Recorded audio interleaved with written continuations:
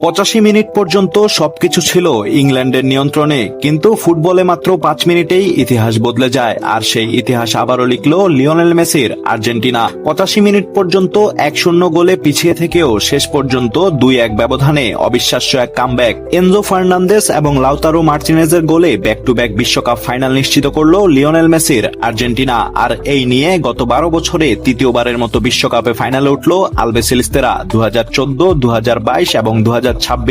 গত রাতে ইংল্যান্ডের বিপক্ষে আর্জেন্টিনা শুধু একটি ম্যাচ জেতেনি, লিখেছে আরেকটি অবিশ্বাস্য কামব্যাকের গল্প। খেয়াল করে দেখুন, এই বিশ্বকাপের টানা 3টি নকআউট ম্যাচে শেষ 20 মিনিটে ফিরে এসে ম্যাচ জিতেছে আর্জেন্টিনা। বিশ্বকাপের ইতিহাসে এমন ধারাবাহিক কামব্যাক আর কোন দল করেছে কিনা সেটা মনে করাও কঠিন, কারণ এমন টিম স্পিরিট, এমন হালনা ছাড়ার মানসিকতা খুব কম দলেই দেখাতে পারে। আপনি আর্জেন্টিনার সমর্থক হন কিংবা না হন, এই মানসিকতাকে সম্মান না জানিয়ে উপায় নেই। আর লিওনেল মেসি 39 বছর বয়সে দল পিছিয়ে থাকার পরেও তিনি থেমে যাননি। একের পর এক আক্রমণ তৈরি করেছেন, সতীর্থদের সুযোগ করে দিয়েছেন, দৌড়েছেন, দলকে উজ্জীবিত করেছেন, ম্যাচের শেষ মুহূর্ত পর্যন্ত বিশ্বাস হারাননি। এই মানসিকতাই একজন নেতাকে বাকিদের থেকে আলাদা করে। ইংল্যান্ড 85 মিনিট পর্যন্ত আর্জেন্টিনাকে আটকে রাখতে পেরেছিল, তাদের রক্ষণভাগ ছিল দুর্দান্ত, কিন্তু প্রশ্ন হলো এভাবে আর কতক্ষণ। আর্জেন্টিনার একের পর এক আক্রমণ সামলাতে সামলাতে শেষ পর্যন্ত ভেঙেই পড়ল ইংল্যান্ডের ডিফেন্স। 85 মিনিটে লিওনেল মেসির নিখুঁত অ্যাসিস্ট থেকে গোল করে দলকে সমতায় ফেরান এনজো ফার্নান্দেস।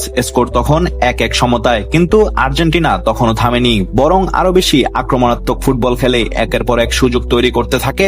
অবশেষে 92 মিনিটে আবারও মেসির অ্যাসিস্ট, আর সেই বল জালে জড়িয়ে দিলেন লাউতারো মার্টিনেজ। মুহূর্তেই বদলে যায় পুরো ম্যাচ। 85 মিনিট পর্যন্ত 1-0 পিছিয়ে থাকা দলটি এগিয়ে যায় 2-1।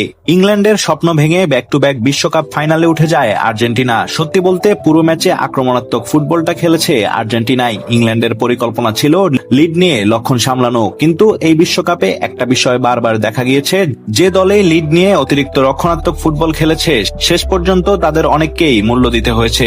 হয়তো ইংল্যান্ড নিজেদের স্বাভাবিক আক্রমণ ভিত্তিক ফুটবলটা খেললে ম্যাচের গল্পটা অন্যরকম হতে পারত, কিন্তু ফুটবলে হয়তো দিয়ে ইতিহাস লেখা যায় না, ইতিহাস শুধু ফলাফলটাই মনে রাখে। আর সেই ইতিহাসে লেখা থাকবে 85 মিনিট পর্যন্ত পিছিয়ে থেকেও অবিশ্বাস্য কামব্যাকে ব্যাক টু ব্যাক বিশ্বকাপ ফাইনালে উঠেছে লিওনেল মেসির আর্জেন্টিনা।